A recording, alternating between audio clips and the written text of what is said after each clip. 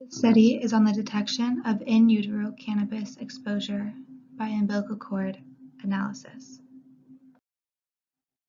The research problem in this study goes through the effects that CBD has on the neurodevelopment of the fetus and the low birth weight that the newborn has, as well as the possibility of pregnant mothers going into preterm labor due to the use of CBD.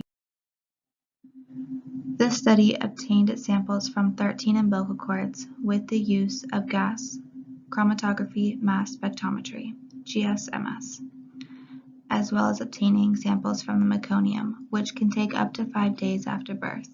The samples from this study, however, were only taken up to 3 days postpartum. The umbilical cords were obtained from science donation banks and from births in the university hospitals of Santiago de Compostela and Vigo, Spain. The study was conducted in select hospitals in Spain for a total of 4 years. The participants were informed verbally and in writing before they gave birth and gave their written consent. The participants were also not paid in this study. In the data collection process, the umbilical cords were rinsed in an ultra-pure water, as to not contaminate them but to get rid of the maternal blood that was on them. The umbilical cords were then weighed and cut to keep consistency throughout the study and injected with methanol and then homogenized for 5 minutes. Centrifusion was also used once they were homogenized. They were put under a vacuum for 10 minutes, then injected with a solution with formic acid water and acetonitrile. Out of the 13 umbilical cord samples, 12 came back positive.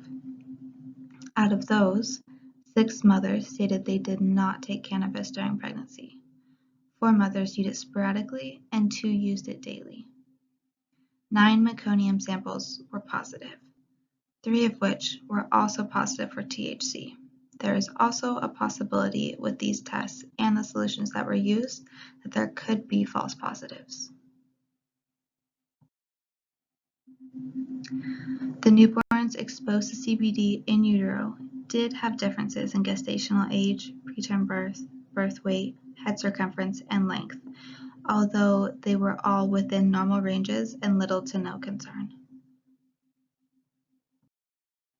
Questions for this topic would be, are there other sampling extraction methods that would work better than the use of the umbilical cord and meconium?